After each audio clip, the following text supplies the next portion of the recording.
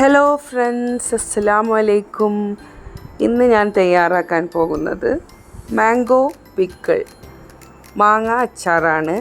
അതിനായി 4 ഇടത്തരം സൈസിലുള്ള പച്ചമാങ്ങ എടുത്തിട്ടുണ്ട്.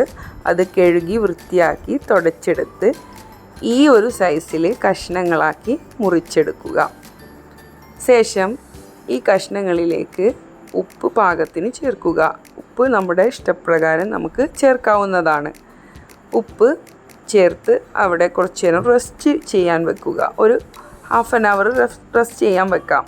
ആ അരമണിക്കൂർ റെസ്റ്റ് ചെയ്തതിന് ശേഷം നോക്കിയാൽ നമുക്ക് ഈ മാങ്ങ കഷ്ണങ്ങളിൽ ഉപ്പ് വെള്ളമായി മാറിയത് കാണാം. ചെറുതായി നീര് വന്നിട്ടുണ്ടാവും.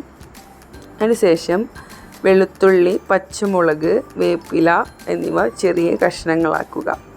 ശേഷം ഒരു പാൻ അടുപ്പിൽ വെച്ച് നല്ലെണ്ണ ഒഴിച്ച് കടുക് പൊട്ടിക്കുക.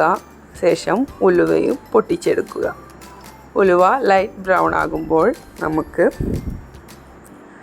നമ്മുടെ അരിഞ്ഞു വെച്ചിട്ടുള്ള വെള്ളുള്ളി, പച്ചമുളക്, വേപ്പില എന്നിവ ചേർക്കാം. ഇത് കളർ മാറുന്നത് നമ്മൾ ശ്രദ്ധിക്കണം. നല്ല ലൈറ്റ് ബ്രൗൺ ആവണ്ട, ലൈറ്റായിട്ട് ബ്രൗൺ ആയാൽ മതി. അതിന് ശേഷമാണ് നമ്മൾ അത് ഇടേണ്ടത്. വെളുത്തുള്ളി, പച്ചമുളക്, കറിവേപ്പില എന്നിവ ഇട്ടതിന് ശേഷം വഴറ്റി കൊടുക്കുക. ഇത് ചെറുതായി ഒന്ന് മൂത്ത് വരുമ്പോൾ നമ്മളതിലേക്ക് മുളക് പൊടിയാണ് ചേർക്കേണ്ടത്. മുളക് പൊടി വലിയ 3 ടേബിൾ സ്പൂൺ അല്ലെങ്കിൽ വലിയ 4 ടേബിൾ സ്പൂൺ നമുക്ക് ചേർക്കാവുന്നതാണ്. 4 മാങ്ങയാണല്ലോ നമ്മൾ എടുത്തിട്ടുള്ളത്. എന്നിട്ട് അത് ഒക്കെ കൂടി ഒന്ന് മിക്സ് ചെയ്ത് കൊടുക്കുക. മുളക് പൊടി കരിയാതെ നോക്കണം.